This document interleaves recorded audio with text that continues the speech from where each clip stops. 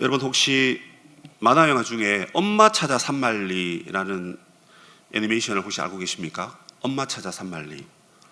모르는 게 아마 정상일 겁니다. 이게 제가 어릴 때 봤던 거라서 1976년작이고요.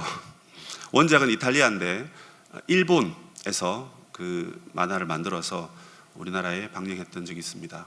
이게 영화관에서도 개봉된 걸로 그렇게 알아요. 근데 너무 인기가 없어가지고 일주일 만에 영화를 내렸습니다.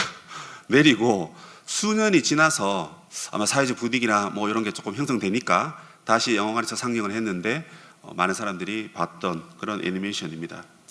거기 보면 이제 엄마가 있는데 엄마가 이제 집안 형편이 어렵다 보니까 이탈리아에서 저 멀리 아르헨티나까지 가서, 그러니까 요즘은 뭐 아르헨티나보다 이탈리아가 더 잘 살지 모르겠는데 당시 배경은 반대였습니다. 그래서 저 멀리 지도를 보시면 말도 안 되는 거리를 엄마가 갑니다. 가서 가정부 뭐 일을 하고 돈을 벌어서 이제 고향에 보내고 편지도 보내고 하는 겁니다. 그러다가 이제 어머니가 아프다는 얘기를 듣게 돼요. 그래서 주인공 마르코가 이제 엄마 찾아가는 그 이야기입니다. 그 이야기 또 그걸 보면 참 감동적입니다. 어른도 그 길을 가기 힘든데 아이가 엄마를 찾아서 간다. 여러분 혹시 애타게 무언가를 찾아보신 적이 있으십니까? 찾아보신 적. 제가 알기로 우리 오덕훈 목사님은 1년에 한 번씩 꼭 지갑을 잃어버리시는 것 같더라고요. 아주 저보다는 훨씬 똘똘하게 생기셨고, 예, 그런 분이 맨날 잊어버리고 다니시더라고요. 그래서 막 찾을 때도 있고 못 찾을 때도 있고, 비싼 지갑 잊어버리고는 이제 돈보다도 그 지갑을 되게 아까워하시고 그런 얘기를 들은 적이 있습니다. 저는 어릴 적에 제 동생이랑 같이 이제 버스를 타고 집에 이제 귀가를 하는데 동생이 너무 피곤하니까 이제 꾸벅꾸벅 졸다가 저는 내렸는데 동생이 차 타고 그냥 가만히 있는 바람에 제가 시골에서 대구 근교에 살았거든요. 대구 시내까지 한 1시간 동안 아이가 졸면서 차 타고 대구 시내까지 간 거예요. 사실은 아이를 잃어버렸어야 됐는데 정말 신기하게도 우리 아버지 친구분이 차를 타셨는데 친구의 아들이 졸고 있는 걸 보고 깨워가지고 야 너 왜 졸고 있냐 하니까 울고불고 난리 났는데 알고 보니까 그래서 찾았어요. 와 정말. 그래서 그 찾은 그 어머니 아버지의 그 어떤 표정이 아직까지 제 기억 속에 오래 간직하고 있습니다. 저는 뭐 똘똘한 사람이기 때문에 굳이 뭐 잃어버리는 것이 잘 없습니다. 지갑도 잃어본 적이 없고 사람도 잃어본 적이 없고 안 잃어버리는 게 좀 좋은 거죠. 하지만 많은 사람들은 잃어버린 그 무언가를 찾기 위해서 오늘도 고군분투하고 어쩌면 구슬땀을 흘리는지도 모르겠습니다. 그런 의미에서 인생이라는 것은 어쩌면 내가 어디서부터 왔는지, 내 삶의 의미와 방향과 목적은 무엇인지 이걸 찾기 위해서 이 땡볕에서 우리는 구슬땀을 흘리며 살아가는지도 모르겠습니다. 성경에도 보면 인생의 진리를 찾기 위해서 또 그들의 필요를 찾기 위해서 좀 더 나은 삶을, 좀 더 복되고 행복한 삶을 살기 위해서 많은 사람들이 뭔가를 찾습니다. 구하고 있고요. 그것을 나에게 채우기 위해서 노력하는 것을 많이 보게 됩니다. 그런데 오늘 여러분들이 말씀을 읽으셔서 이미 내용을 다 파악하셨겠지만 사람들이 그 무언가를 찾는 것보다 더 강력하고 더 위대하게 하나님께서 무언가를 찾고 계시는 그 이야기를 오늘 저는 여러분과 나누려고 합니다.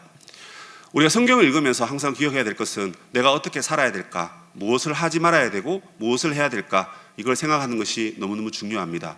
그래서 말씀을 들으시고 난 다음에 개인적인 일기나 메모를 하시면서 내가 이렇게 살아야지, 저렇게 살아야지, 그렇게 결단하는 것은 참 보기 좋은 것이고 또 하나님도 기뻐하실 만한 겁니다. 그런데 그런 내용을 쓰기 전에 우리가 먼저 생각해야 될 것이 무엇이냐면 오늘 말씀을 통해서 하나님이 어떤 분이신가, 하나님이 누구신가, 하나님이 어떤 분이시길래 나는 이렇게 해야 되고 나는 저렇게 하는 것이 옳을까, 그 첫 단추를 우리 먼저 잘 염어야 하는 것입니다. 그래서 오늘 저는 이 두 가지 읽었던 말씀, 이 비유를 통해서 하나님께서 어떤 분이신가 미리 말씀드리면 하나님은 찾으시는 분이다. 하나님은 찾으시는 분이다. 그런데 한번 찾아보고 없으면 그냥 내버려두는 그런 하나님이 아니라 끝까지 찾으시고 그 찾으신 것 때문에 하나님은 기뻐하시는 분이다. 즐거워하시는 분이다. 행복해하시는 하나님이시다. 그 내용을 가지고 여러분과 말씀을 함께 나누겠습니다. 누가복음 15장은 세 가지 비유가 등장합니다. 양, 드라크마, 그리고 탕자의 비유입니다. 탕자 이야기는 한 2년 전에 제가 말씀을 전했던 기억이 있습니다. 그래서 오늘은 탕자 이야기는 제외하고 앞에 있는 두 가지 비유를 이야기하려고 하는데요. 사실은 이 세 가지 내용은 한 곡조로 연주하는 세 개의 악기와도 같습니다. 그래서 악기 소리가 각각 다르지만 같은 음을 연주하고 같은 분위기를 우리에게 전해주고 있는 것입니다. 그 핵심은 잃은 것을 찾는 기쁨입니다. 잃었을 때의 그 어려움, 뭔가를 잃어버렸습니다. 그래서 어려고 힘들고 고민을 하는데, 그런데 찾았단 말입니다. 그래서 잃었을 때의 그 어려움과 비참함에 대해서 우리는 먼저 생각해 볼 수 있고, 그리고 찾고 난 다음에 얼마나 그 사람이 그것을 기뻐했는지 이것도 우리가 살펴보기를 원합니다. 먼저 우리가 주목해야 될 것은 무엇이냐면 바로 잃어버린 것입니다. 두 가지가 나오는데요. 첫 번째는 잃어버린 양이고 두 번째는 잃어버린 드라크마, 동전을 이야기하는 겁니다. 잃어버린 동전, 잃어버린 양입니다. 이 잃어버린 양과 동전은 똑같이 잃어버린 사람을 의미합니다. 잃어버린 사람. 먼저는 양 100마리 중에 한 마리를 잃어버렸다 이렇게 되어 있습니다. 여러분, 양 100마리 어떻습니까? 부자입니다. 여러분 집에 뭐 양이나 소나 한 마리 갖고 계십니까? 뭐 강아지 한 마리 좋습니다. 그러면 강아지 100마리를 내가 키우고 있다. 기업입니다. 기업. 부자입니다. 저는 이 비유를 보면서 이해가 되지 않았어요. 아니 100마리를 가지고 있는데 한 마리 잃어버렸는데 왜 한 마리를 찾아야 되는 거예요? 이해가 되십니까? 그런데 여러분, 이 잃어버린 양은요 어떤 성질을 갖고 있습니까? 이 잃은 양은 사람이라 했지 않습니까? 이 양을 생각하시면서 사람을 생각해야 되는데, 이 잃은 양은 인간이 빠진 어떤 극도의 공경과 어려운 상태를 얘기하는 것입니다. 양은 엄청 설명을 많이 들으셨잖아요. 제 설교에서도 양이 엄청 많이 등장하는 것을 아실 겁니다. 그게 우리거든요. 그런데 우리는 그건 나는 아니야, 나는 그런 양이 아니야, 나는 저런 양은 아닐 것 같아, 이런 생각을 하고 듣는단 말인데요. 그런 생각 좀 내려놓고 진짜 양이 어떤지 한번 생각해 봅시다. 여러 가지를 이야기할 수 있는데 양의 특징 중에 가장 중요한 특징이 뭐냐면 눈이 어둡다는 것입니다. 뭐 귀도 잘 안 들리고 체력도 잘 안 좋지만 가장 양의 큰 특징 중에 하나가 뭐냐면 눈이 어둡습니다. 그러다 보니까 자기가 지금 어디에 있는지를 잘 몰라요. 그러니까 목자들이 손뼉을 치거나 아니면 양동이에 막대기로 소리를 철철철철 이렇게 내면 아 하고 고기를 돌려보는데, 보통 양들은 자기가 지금 어디에 서 있는지 모르는 거예요. 우리가 여러분 내비게이션이 없으면 뭐 집을 못 찾아가거나 뭐 길을 잘 못 찾듯이 양이 여러분 방향 감각이 거의 없습니다. 그래서 불순종해서 광야를 방황하던 이스라엘 백성처럼 양이요 움직입니다. 그런데 어떻게 해요? 역시나 돌아다니다가 제자리로 와요. 그러다 보니까 양이 스스로 길을 찾지 못하고 늘 길을 잃어버리고 집을 스스로 찾아갈 수 있을까요? 찾아갈 수가 없는 것입니다. 그래서 양은 목자의 음성을 들어야 되고 누군가가 안내를 해야만 그 길을 찾아갈 수가 있는 것입니다. 양떼가 여러분 울타리로부터 벗어나서 방황하다 보면 언젠가는 들어가겠지 싶지만 너무너무 돌아다니기 때문에 점점 노력하면 할수록 오히려 더 멀리 가버리는 그런 습성이 여러분 양에게 있는 것입니다. 이와 비슷한 여러분 특징을 갖고 있는 것이 동전입니다. 여러분 이게 10드라크마는요 여인이 결혼할 때 가지고 가는 하나의 뭐 지참금 같은, 그러니까 어려우면 이제 그 동전을 이제 사용해서 먹고 살아야 되는 그런 예물이면서 동시에 생활비로도 쓸 수 있는 그런 동전입니다. 그런데 이것이 여러분 10개가 딱 맞춰져야만 이게 결혼 지참금으로 뭔가가 의미가 있는 겁니다. 그런데 여러분 그 의미가 하나가 사라지면 의미가 이제 사라지는 거죠. 그런데 여러분 방구석에 동전이 떼굴떼굴 굴러가서 구색탱이에 장롱 밑에, 여러분 요즘은 장롱들이 거의 뭡니까 이게 바닥하고 뭐 지면이 거의 붙어 있죠, 그죠? 근데 옛날에 저희 부모님들 결혼하실 때 보통 장롱들 보면 적어도 한 뼘 정도는 틈이 있습니다. 그럼 거기에 뭐가 떼굴떼굴 굴러가면 절대 찾을 수가 없어요. 찾을 수가 없습니다. 굴러가는 것을 뭐 보았으면 모르겠는데 내가 알지 못하는 사이에 어떤 힘에 의해서 동전이 굴러갔는데, 동전이 여러분 양처럼 자기 힘으로 자기 스스로의 능력으로 나 여기 있어라고 할 수도 없고 또 스스로의 힘으로 다시 굴러올 수도 없기 때문에 잃어버린 동전도 역시나 절대적으로 찾을 수가 없는 것입니다. 스스로 나올 수가 없다는 얘기입니다. 근데 여러분, 양은요, 개 중에 저처럼 좀 똑똑한 양들은 음에 하면서 아유 나 여기 있으니까 목자야 나 좀 살려주라 그렇게 신호라도 보낼 수 있잖아요. 근데 동전은 더 심각한 상태입니다. 소리조차도 낼 수 없는 것이 동전이라 하는 것입니다. 여러분, 인생 가운데 어떤 문제와 어떤 어려움과 해결하지 못하는 그런 높은 절벽 앞에 갇힌 우리의 삶이 이 길 잃어버린 양과 같고, 그리고 스스로의 힘으로 다시 굴러서 주인에게 갈 수 없는 그런 동전과 같은 것이 우리 인생들이다, 그 얘기를 하고 있는 것입니다. 이것을 신학적으로 말하면 전적 무능과 전적 부패, 전적 타락이다, 이렇게 볼 수 있겠죠. 사람들은 전부 다 건강한 삶을 살길 바랍니다. 영적으로 성령 충만한 삶을 살기를 원하고, 내가 이번 선교회, 이번 수련회, 이번 집회에 좀 더 은혜 받아서 좀 더 내가 하나님의 자녀답게 살고 싶다, 그렇게 하면 할수록 더 잘 돼야 되는데, 하면 할수록 나는 못하고, 나는 무능하고, 나는 부패했기 때문에 아무것도 내 스스로의 힘으로 은혜를 받거나 말씀에 순종하거나 하나님의 뜻대로 깨닫기는 했지만 그렇게 사는 것은 어렵다, 이것을 사실 발견하게 되더라는 것입니다.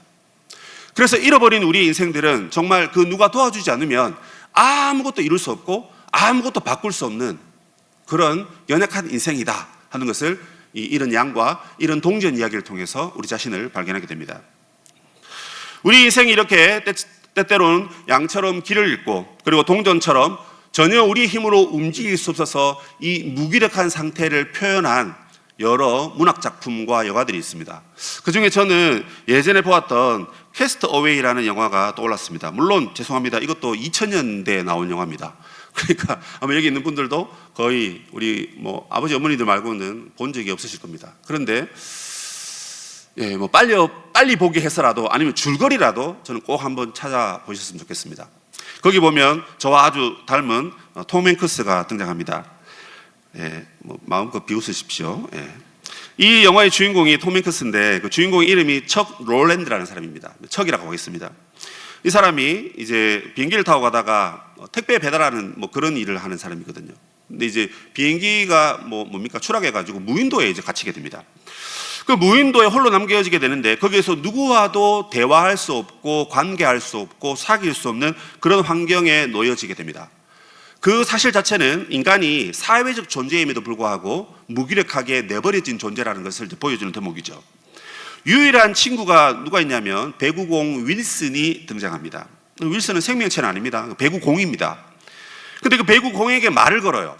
맞죠? 그리고 감정을 쏟아냅니다. 근데 그걸 보면 볼수록 저 인간이 정말 외롭구나, 정말 아무런 스스로의 힘으로 그 외로움을 달랠 길이 없으니까 저렇게 공에게 하소연하는구나, 이걸 알 수 있습니다. 한 번씩 이제 섬에서 탈출하기 위해서 노력을 합니다. 그죠? 근데 실패로 돌아가지 않습니까? 그럴 때 그는 윌슨을 부르면서 절규합니다. 비가 오는데 윌슨 배구공을 보면서, 배구공은 아무 말 하지 않습니다. 그냥 가만히 보고 있습니다. 그런데 이 주인공은 억울하다고 그렇게 소리를 치면서 고함을 지르는 거죠. 그런 절규하는 모습 속에서 누구와 연결되고 싶은 그런 길 잃은 인간의 본능을 보여주고 있는 것입니다. 시간도 잊어버렸고 존재의 의미와 존재의 가치도 점점점 사라지고, 그러니까 그 스스로 감옥에 갇혀서 나오고 싶어도 스스로의 힘으로 아무것도 할 수 없는 그러한 절박한 상황이 바로 그 주인공의 모습입니다. 그 주인공의 모습 중에 저는 기억나는 그 대사를 인터넷에 찾아보니까 있더라고요. 뭐라고 말하냐면 이렇게 말합니다. 나는 지금 내가 무엇을 해야 될지 알고 있다. 그것은 바로 내가 지금 숨을 쉬는 것이다. 왜? 내일은 해가 뜰 거니까. 왜? 어쩌면 조류가 나에게 필요한 그 무엇을 가져다 줄 수 있을 테니까. 여러분, 이렇게 얘기합니다. 뭘 말하는 겁니까? 그의 삶의 완전한 길을 잃어버렸기 때문에 자기 스스로는 아무것도 할 수 없다라는 것을 표현한 겁니다. 그저 내가 할 수 있는 건 뭐냐면 여기 살아있는 것, 숨 쉬는 것밖에 없다는 겁니다. 그러면 해는 뜰 거고, 해가 뜨면 조류가 밀려와서 뭔가 나에게 먹을 것을, 양식을, 또는 탈출할 수 있는 그 어떤 것을 나에게 줄 수 있으면 나는 살아나는데, 그거는 나는 알 수는 없고, 그러면 그게 언제 올지 모르지만, 언제 누가 와서 나를 구해줄지 모르지만 나는 구출을 받아야 되기 때문에 숨 쉬는 것 외에는 나는 아무것도 할 수가 없다. 여러분, 이 주인공의 모습은 정말 인생 가운데 열심히 노력하고 수고하고 애썼는데 내가 원하는 뜻대로 되지 아니하고 내가 생각하는 대로 되지 아니하고 오히려 반대 길로 가고 오히려 절망 가운데 빠진 우리 인생들의 모습을 잘 보여주고 있더란 말입니다. 우리는 할 수 있는 게 없는 거예요. 아무런 일도 일어나지 않고 아무런 노력도 할 만한 에너지와 능력이 우리에게 없더란 말입니다. 그 영화의 끝에 참 명장면이 하나 나옵니다. 그게 뭐냐면 주인공이 저 멀리 광야를 보고 있는데 앞에도 길이 있고 오른쪽에도 길이 있고 왼쪽에도 길이 있습니다. 이것을 누군가는 길이 세 갈래로 있으니까 이제 너는 자유롭게 네가 갈 수 있는 길을 가면 된다, 이렇게 해석하는 분의 글도 읽어보았습니다. 그런데 어떤 분은 그렇게 얘기합니다. 분명히 이 척은 무인도에서부터 여러분 길을 찾았습니다. 탈출했잖아요. 그런데도 지상에서, 땅에서 여전히 세 갈래의 길 가운데서 그는 그 어떤 길도 선택하지 못하고 스스로 그 길을 가야 되겠다고 생각하지 못하고 머뭇거리고 있는 장면으로 영화가 끝난단 말입니다. 어떻습니까? 여러분은 여러분의 인생의 길을 찾으셨습니까?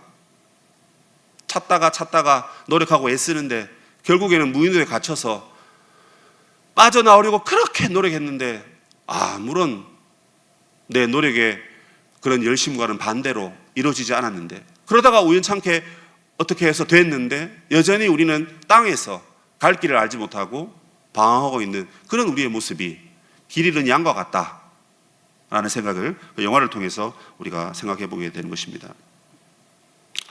동전도 여러분 비슷합니다. 동전은 여러분 그렇게 무겁지 않습니다. 작은 힘만 있으면 어디든지 움직일 수 있습니다. 그런데 여러분 이 동전이 굴러가서 만약에 평평한 바닥에 그저 이렇게 놓여 있다면 그 동전은 절대 스스로 움직일 수 없습니다. 동전이 앞으로 누웠든지 간에 뒤로 누웠든지 간에 똑같습니다. 동전처럼 스스로 길을 갈 수 없고 움직일 수 없는 인생이 우리 인생이란 말입니다. 여러분들이 고등의 교육을 받으시고 또 건강한 삶을 살 수 있었던 것은 여러분 그 누군가의 가르침이 있었기 때문입니다. 그 누군가의 보호가 있었기 때문이고 그 누군가의 티칭이 있었기 때문에 여러분들이 좋은 학교, 좋은 직장, 또 좋은 가정에서 삶을 여러분 살 수 있었던 것입니다.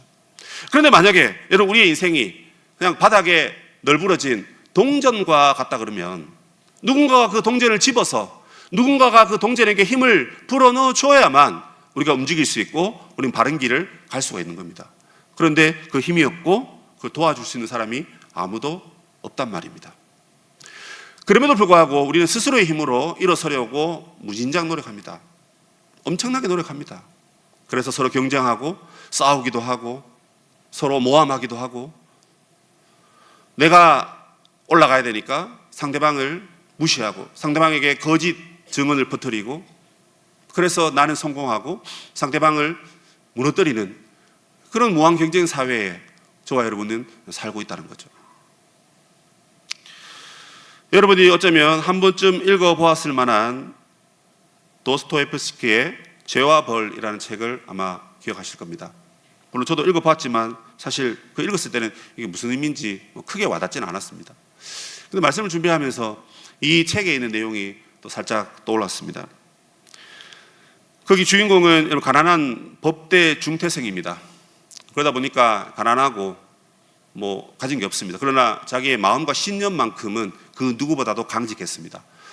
그래서 그는 법이나 이런 규율이 없어도 도덕적인 가르침이 없어도 나는 선을 이룰 수 있다. 이걸 이제 초인 이론이라고 그러거든요. 그러니까 인간의 한계를 초월해서 더 고등의 법이 없어도 나 스스로 그런 파라다이스를 이룰 수 있다. 이런 생각을 갖고 인생을 살았습니다. 그러던 어느 날 그는 고리 대금업자인 한 노인을 사회의 악이라고 판단하고 내가 저 노인을 심판하겠다. 자기가 뭔데 그 심판을 죽이려고 하는지 모르겠습니다.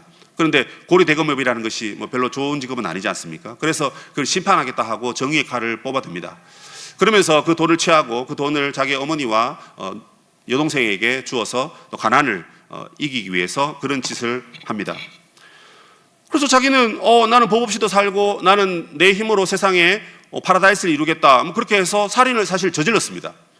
그런데 여러분들이 이미 마음의 답이 나왔겠지만 그 범죄 후에 그는 마음이 평안할 줄 알았는데 왜냐하면 사회적 악을 척결했으니까 사회적 악을 내가 없앴기 때문에, 한 사람을 없앴기 때문에 이 사회에 평화가 올 것이다, 이렇게 생각했던 거죠. 그런데 여러분, 그가 범죄 후에 오히려 유익을 누리지 못하고 극심한 불안과 혼란, 그리고 죄책감, 이런 것들이 자기를 괴롭히는 것입니다. 자기는 자기의 행동이 정당하다라는 그런 인정을 받기를 원했던 겁니다. 아니, 내가 저 나쁜 인간을 내가 죽였는데 왜 내가 나쁜 사람이 되냐? 악을 없앴기 때문에, 선으로 악을 이겼기 때문에 오히려 선한 세상이 되지 않았느냐, 이렇게 말하더란 말입니다.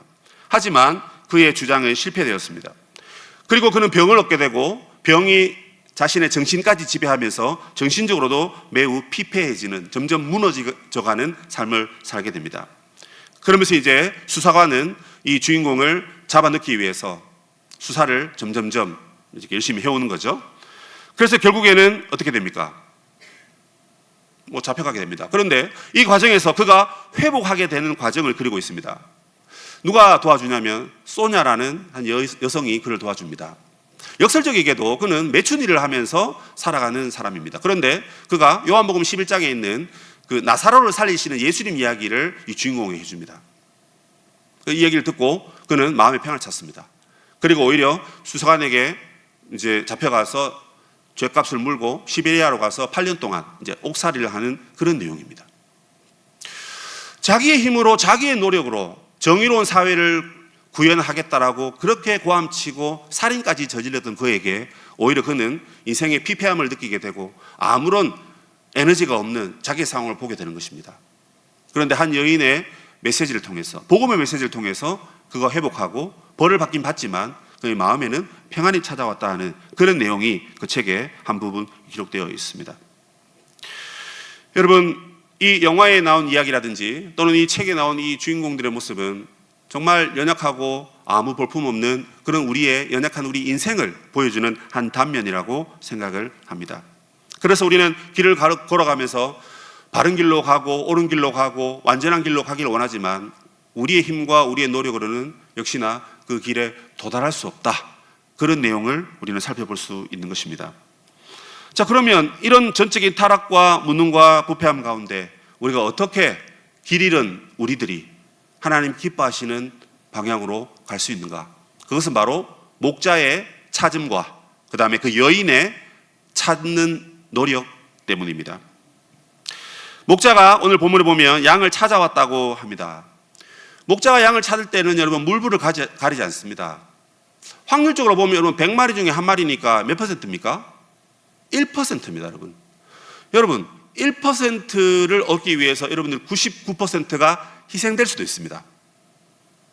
양 곁에는 목자가 있어야 되거든요. 양이 99마리 있다 하지만 그 99마리의 양이 전투력 99를 의미하는 것은 아닙니다.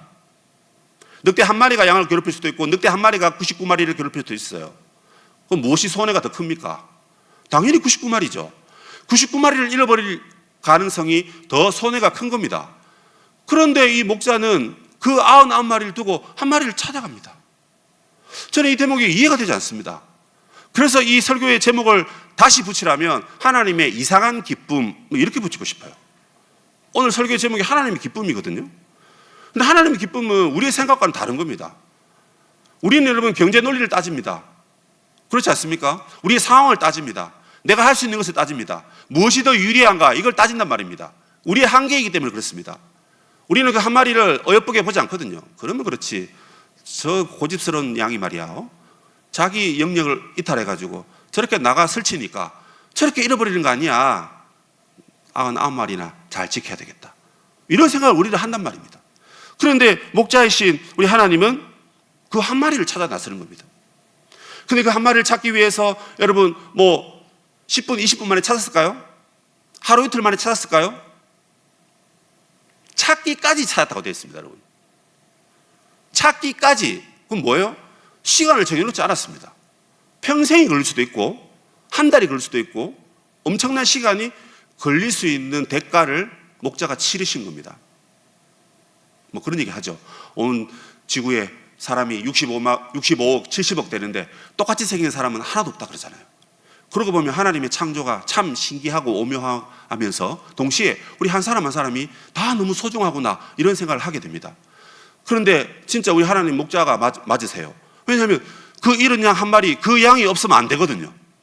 91마리도 나에게 기쁨을 주고 평안을 주고 나에게 감격을 주었지만 그 한 마리도 이 목자에게는 소중했던 겁니다. 그래서 그 한 마리를 찾는데 이건 너무 위험한 겁니다. 광야를 가야 될 수도 있습니다. 여러분, 목자 혼자 광야에 가다가 사자를 만나고 호랑이를 만나고, 뭐 돈 지방이니까 뭐 사자 호랑이가 있었는지 모르지만 어쨌든 그런 여러분 맹수를 만난다면 목자 자신의 목숨도 위태로울 수 있는데 그걸 찾아 나서더란 말입니다. 단 1%를 채우기 위해서. 여러분, 하나님이 뭐 완벽주의자라 가지고 내 눈에는 딱 100마리가 있어야 되는데 한 마리가 딱 모자라니까 이거 내 눈에 보기 싫다, 한 마리 무조건 데리고 와 채워야 된다, 뭐 그래서 하나님이 이렇게 찾아가셨을까요? 그건 자기의 그 근성과 자기의 그 성격 때문에 하나님 꼭 그렇게 안 하면 안 되는 그것 때문에 그렇게 하셨을까요? 그것보다도 그 잃은 양을 불쌍히 여기시고 긍휼히 여기시기 때문에 스스로는 방향 감각이 없어서 집으로 돌아올 수 없기 때문에 가만히 놔두면 양은 죽는 겁니다. 양은 무리에서 떨어지면 죽습니다. 여러분, 교인 한 사람이 교회 공동체를 벗어난다, 꿈터를 벗어난다, 죽기로 작정했다면 그렇게 하셔도 됩니다. 또 그렇게 하면 안 됩니다. 그 울타리에서 벗어나면 내가 스스로 돌아온다? 거짓말하지 마십시오. 절대 돌아올 수 없습니다. 때문에 목자가 찾아가시는 겁니다. 동전을 생각해 보십시오. 10개 중에 하나입니다. 이제 조금 낮습니다. 왜요? 10%니까.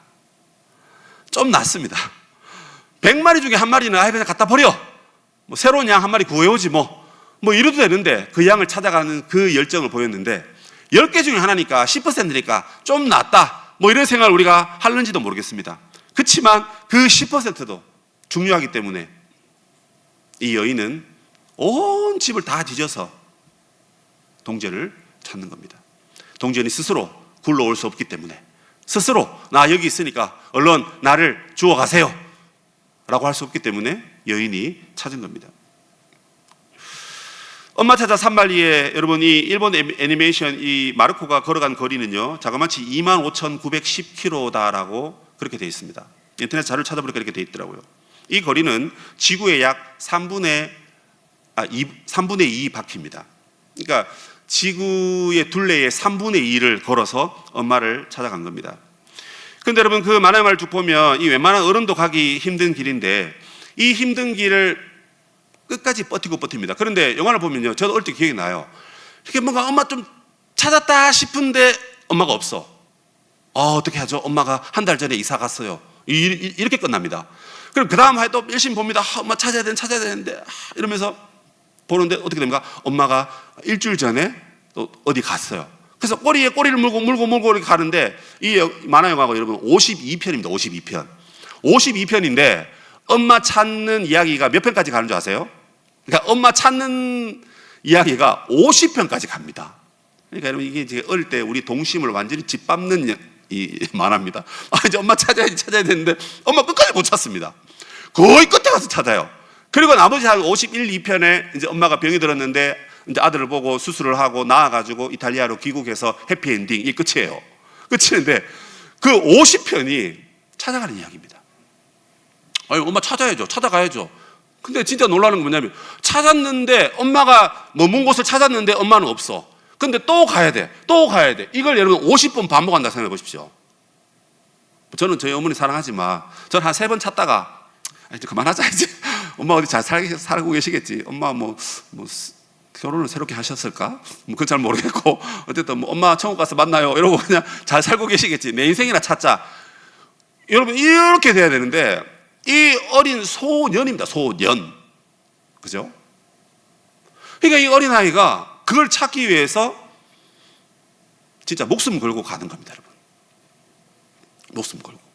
그래서 이 만화를 만든 이 작가가 도대체 무슨 어려움이 있었기에 이렇게까지 끈질기게 엄마를 찾는 그 아이의 모습을 그렸는지 모르지만 정말 그 모습이 끝까지 양을 찾고 끝까지 동전을 찾는 우리 하나님의 모습이더라 하는 것입니다. 잃어버린 저와 여러분을 하나님께서 이렇게 끝까지 찾으시는 그 애틋한 그 열정, 그 열심, 여러분, 하나님은 그런 하나님이십니다. 찾고 난 다음에 하나님은 매우 기뻐하신다 이렇게 되어 있습니다. 굳이 안 찾아도 됩니다. 안 찾아도 살 수 있고 그 양도 뭐 잘 지내겠지. 동전도 뭐 우리가 이사 갈 때 장롱 드러내면 나오겠지. 그냥 내버려 둬도 될 것 같은데 하나님은 꼭 찾아가시는 겁니다. 그것을 찾기 위해서 자신의 목숨까지도 위태로울 수 있는, 위기를 맞이할 수 있는 그런 상황에 끝까지 찾아가는 그 열심이 바로 하나님의 열심인 겁니다. 그 하나님의 열심이 우리를 찾으셨고 또 지금도 잃어버린 자를 찾고 계신다 하는 것을 우리는 기억해야 할 것입니다. 그런데요, 여러분, 이 말씀이 여러분 기록된 배경이 있습니다. 왜 예수님께서 이 말씀을 기록하고 있는가? 그것은 바리새인과 서기관들이 예수님이 죄인들과 함께 교제하고 먹고 마시는 것을 보고 비판을 하셨는데요, 그 비판에 대한 비판으로 예수님이 하신 말씀입니다. 예수님이 이 땅에 오신 이유는 잃어버린 자를 찾기 위해서입니다. 그때 잃어버린 자가 누구냐면 그 당시 세계관으로는 유대인들은 죄인과 의인이라고 이분법적으로 생각했습니다. 의인은 누구겠습니까? 자기들. 유대인들, 바리새인, 서기관, 자기들은 의인입니다. 그럼 나머지는요, 이방인과 믿지 않는 자들은 다 죄인입니다. 그래서 자신들의 그 의를 계속해서 유지 보존하고 이 의를 통해서 하나님을 기쁘시게 하기 위해서는 그가 뭐 회개하거나 경건의 삶을 살거나 뭐 이런 삶을 살기보다도 저 죄인들하고 안 만나면 된다, 이런 생각을 가졌습니다. 정말 어린아이 같은 생각이죠. 그러니까 자신의 경건을 유지하기 위해서 하나님과 교제하고 소통하고 뭐 그렇게 하면 되는데 나무라면서 저기 죄인이다, 쟤들하고 같이 놀면 안 돼 하고는 항상 그들을 손가락질했고 그 손가락질 하면서 자기들은 항상 자기들끼리 모여 있었습니다. 그런데 어느 날 예수님이 보니까 좀 좋은 사람 같기도 한데 너무 급진적이고 혁명적인 사람입니다. 그런데 그 예수님이 죄인들하고 먹고 마시고 죄인들에게 하나님의 말씀을 나누고 있는 거예요. 얼마 전에 우리하고 나눴는데, 우리 편인 줄 알았는데 죄인하고 교제하고 있는 것입니다. 이걸 보고 저 죄인이다 하는 그 이야기를 예수님과 포함시켜서 예수님도 죄인이고 너희들도 죄인이다 이런 식으로 손가락질하고 있는 겁니다.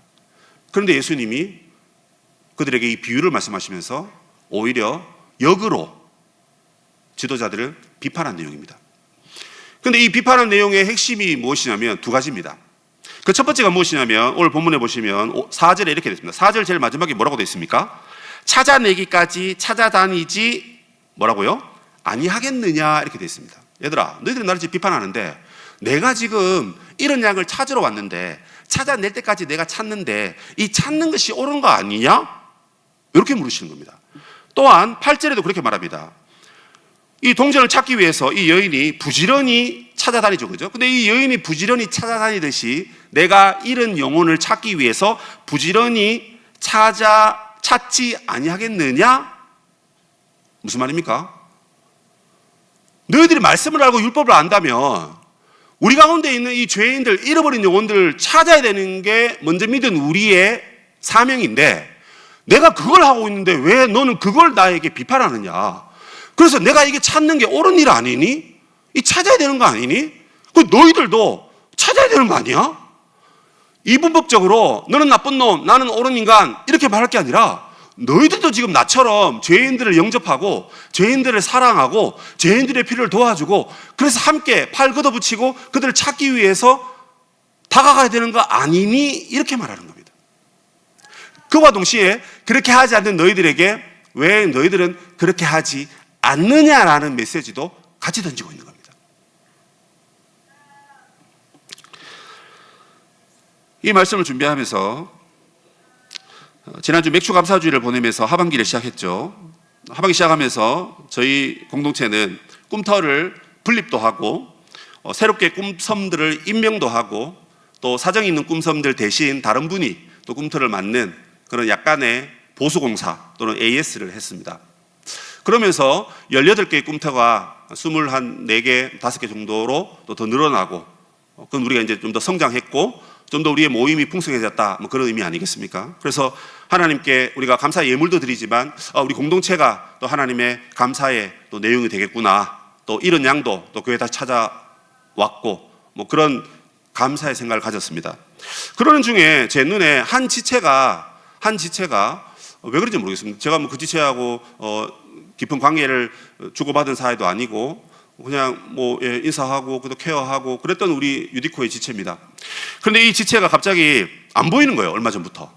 제가 6월 달부터 매주 설교다 뭐다 이게 너무 뭐가 많아가지고 우리 지체를 챙기는데 좀 사실은 정신을 좀 놓고 있었어요. 수련회도 있고 뭐 저는 이미 여름 사역이 이제 다 끝났거든요. 2달 동안 너무 바빴어요. 그러다 보니까 사람을 좀 놓쳤어요. 그런데 그 지체가 딱 떠오르는 거예요.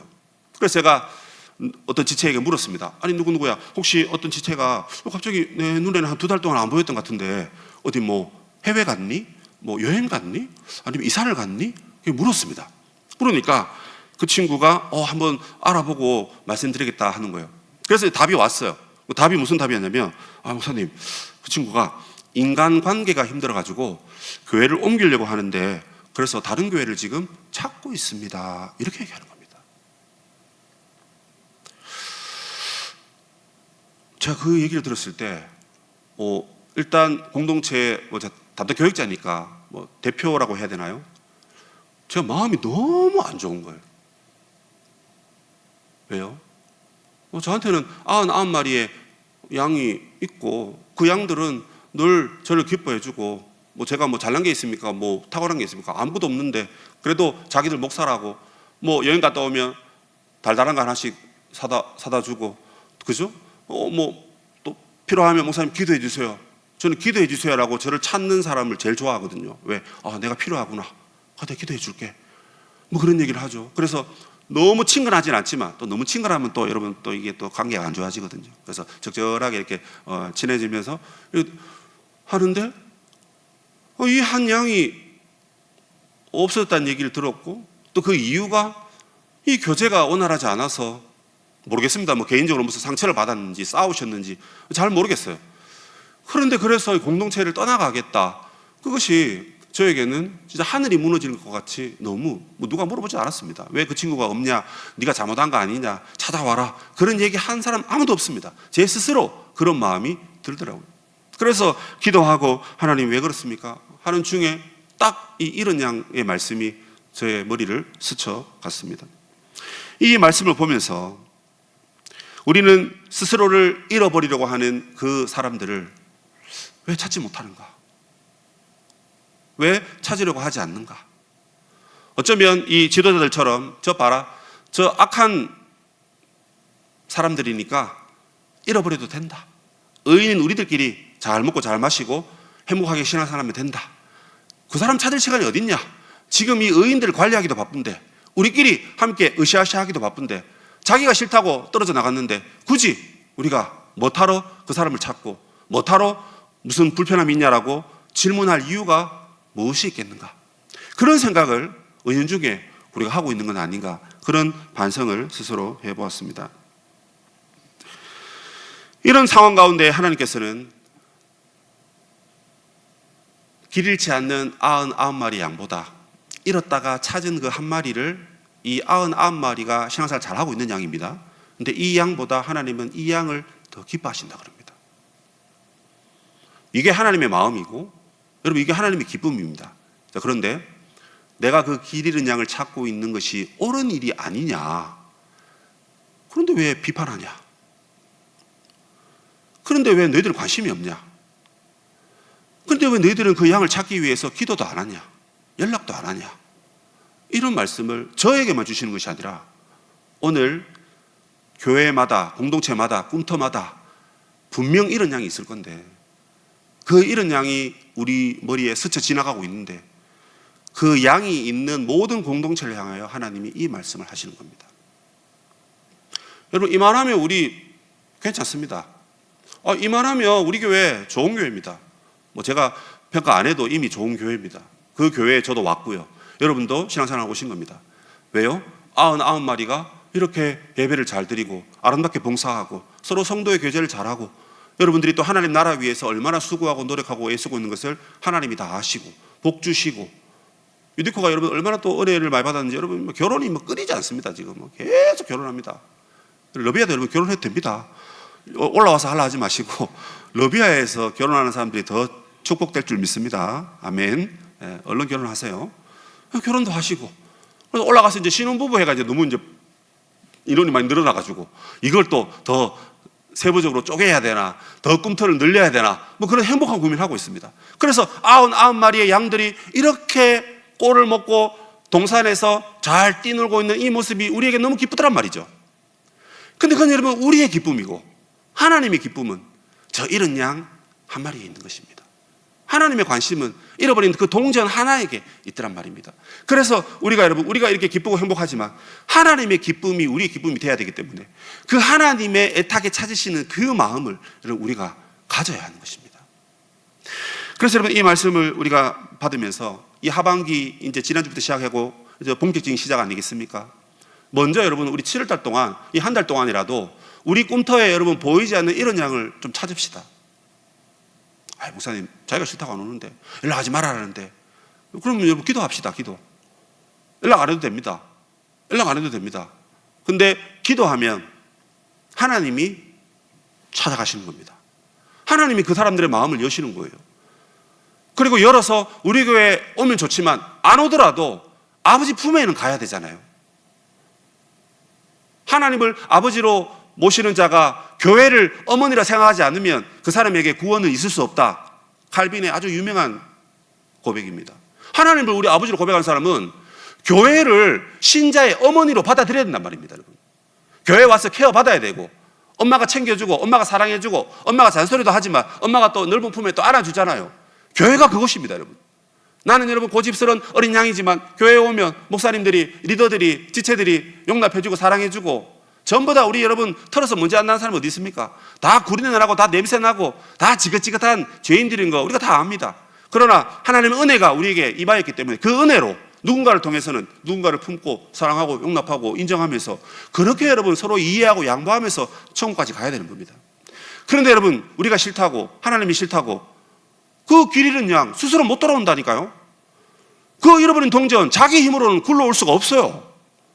어떻게 해야 됩니까? 하나님이 가시는데 하나님은 사람을 통해서 가십니다. 하나님 사람을 통해서 역사하신다고요. 그 사람이 저이고 여러분인 것입니다. 그 사람이 우리 교회인 것입니다.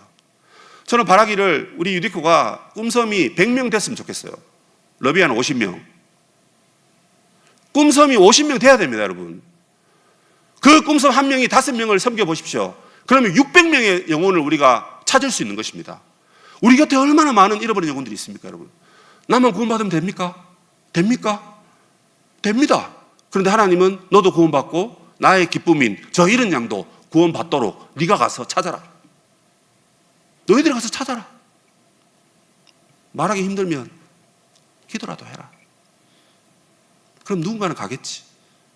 아니면 내가 그 친구의 꿈에 나타나서 야 이놈아 빨리 다시 99마리가 있는 울타리로 들어가라. 하나님이 꿈에 역사하실지 누가 압니까? 중요한 것은 우리가 그 마음을 품어야 된다는 것입니다. 품고 찾아가야 한다는 사실입니다. 말씀을 정리하면서 여러분 이런 양은 우리 곁에 있는 그 이웃만이 이런 양이 아닙니다.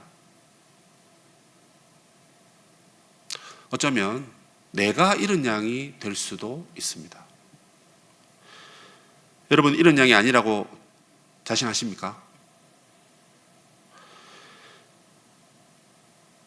내가 이런 양이 될 수 있습니다. 교회 왔다가 그냥 집에 돌아가시는 분, 이런 양일 확률이 매우 높습니다. 공동체에 소속되지 못하시는 분, 이런 양에 가깝습니다. 아무리 찬양을 불러도 마음에 감격이 없는 분, 아무리 말씀을 들어도 저건 내한테 하는 말이 아니고 누가 들어야 될 말씀이고 저건 옛날에 내가 그냥 다 이해했던 말씀이고 뭐 별거 없네 라고 생각하시는 분, 말씀을 못 듣고 있기 때문에 내가 이런 양일 수 있습니다. 예수를 믿고 구원을 받고 난 다음에 삶이 바뀌어야 됩니다. 제가 이제 3년 가까이 되면서 지체들을 3년 동안 지켜보면서 참 많이 바뀐 분들을 봐요. 제가 한 건 없습니다. 하나님이 하셨고 자기도 모르지만 하나님이 자기의 삶에 찾아오셔서 자기의 삶을 이끄셨기 때문에 그의 삶이 바뀐 걸 봅니다. 도저히 봉사할 수 없는 친구가 봉사를 하고 있어요. 늘 비판만 하던 친구가 입 다물고 땀 흘리면서 수고하고 있단 말입니다. 누가 시켜서 하는 거 아닙니다. 돈이 나오니까? 아닙니다. 교회에서 생활비 받는 사람은 저 같은 목사밖에 없습니다. 여러분 다 돈 내면서 봉사하는 사람들입니다. 그런데도 구슬땀을 흘리면서 봉사하고 계세요. 바뀐 거죠. 그런데 여전히 예수 믿지만 누구누구야 이거 좀 해줄래? 이거 같이 하자. 이거 하는 것이 좋을 것 같아 라고 하는데 저는 안 돼요. 저는 못해요. 저는 너무 바빠서 안 돼요 라고 말씀하시는 분, 잃어버린 한 마리 양일 수 있습니다. 그렇다고 아무한테나 이거 해라 저거 해라 그렇게 하진 않습니다. 하나님이 그 사람을 통해서 여러분들을 찾아가시는 겁니다. 너가 이제 이렇게 섬기고 봉사하면 좋겠다라고 하는데 나는 됐어요. 나는 이런 양으로 있을게요 라고 그렇게 자기를 공동체에서 차단시키고 분리시키는 분들, 이런 양일 확률이 높습니다. 날마다 기도와 말씀으로 하나님을 만나고 하나님과 동행해야 됩니다. 그런데 정신없이 살다 보니까 그게 사라집니다. 국내외 단기 선교를 준비하면서 너무 바쁜 일정을 소화하다 보니까 개인의 경건이 점점점 희미해지고 개인 경건 생활이 무너져 가고 있다. 100% 잃어버린 양일 겁니다. 정죄하는 것이 아니고 안타까워서 드리는 말씀입니다. 우리가 하나님 일을 한다고 했을 때 그게 소요되는 물질과 에너지와 시간만큼 어쩌면 그 곱하기 2, 곱하기 3의 영적인 에너지가 공급이 돼야 됩니다. 무슨 말이냐면 여러분들이 주의 일을 하려고 그러면 그만큼 영적으로 여러분 더 훈련받고 에너지가 더 공급받아야 된단 말입니다. 받아서 해야죠. 안 받으니까 할 때 탈진되는 겁니다. 그러면서 어떻게 합니까? 스스로 자기를 길 잃은 양으로 몰아가는 겁니다. 만들어가는 겁니다. 하나님 나라 위해서 더 봉사하고 애쓰겠다고 하는 사람이 오히려 하나님으로부터 더 멀어져 가지고 100마리 울타리 안에서 떨어져 나가는 그런 일을 스스로 하고 있더란 말입니다. 이걸 여러분 사탄은 괜찮아 잘하고 있어 너 있으면 완벽하게 잘 돼 그러면서 우리를 가문이설로 유혹하고 있는 것입니다. 그런 우리 자신이 어쩌면 이런 양이 될 수 있습니다. 그리고 우리 공동체에서 잃어버린 양들이 분명히 있습니다. 분명히 있습니다. 여러분 떠오르는 분들 여러분들이 찾아가셔야 됩니다. 여러분들이 안 가시면 아무도 그들에게 찾아가지 않을 겁니다. 그리고 여러분 그 사람을 찾는 것이 결국 내가 하나님을 다시 만나는 거고 결국 내가 다시 찾아지는 순간일 겁니다. 왜냐하면 하나님과 이웃과 나는 항상 이게 연결이 돼 있어요. 하나님을 잘 섬긴다고 하면서 이웃을 사랑하지 않으면 하나님 섬기는 거 가짜라고 그러잖아요. 맞죠? 그럼 하나님 잘 섬기는 사람은 반드시 이웃에게 관심과 사랑이 늘 가 있어야 됩니다. 그리고 여러분 이웃을 사랑하되 무엇과 같이 내 몸과 같이 이웃을 사랑하라 하잖아요. 그럼 이웃을 여러분 나 사랑하고 남는 에너지로 이웃을 사랑하는 게 아니라 나의 모든 열정과 에너지로 이웃을 사랑하는 것과 나를 사랑하는 것을 같이 하라는 말입니다. 그걸 사랑하면서 자기 자신의 삶의 의미와 존재의 이유와 가치를 또다시 발견하는 겁니다. 제가 말씀드렸죠. 목사님 좀 기도해 주세요. 목사님 좀 도와주세요. 그걸 그렇게 좋아한다고요. 누가? 목회자들이. 아마 여러분 꿈섬들도 우리 꿈원들이 꿈섬을 찾으면 좀 도와주세요 하면 그 꿈섬들이 힘들어해도 그래도 마음으로는 여러분 감격이 있을 겁니다. 그렇게 내가 섬기고 내가 기도해 줄 사람 아무도 없다. 오히려 그게 비참한 인생이죠. 예수 믿고 다 서로가 서로를 의지하고 형제 되어서 하나 되어서 그렇게 서로 지탱해 주면서 사람인자 서로 지탱하잖아요. 지탱해 주면서 하나님 나라 세워가야 되는데 아무도 도와달라는 사람도 없고 아무도 같이 하자는 사람도 없고 혼자 내버려져 있다. 한 마리로 살고 있다. 그 한 마리가 끝까지 영원히 갈 수 있다. 천만의 말씀. 하나님의 은혜로 그래도 한 마리로 뛰쳐나갔는데 겨우 지금 안 죽고 살아있는 겁니다. 목숨 겨우 붙어 있는 겁니다. 얼른 이 99마리로 돌아오셔야 됩니다.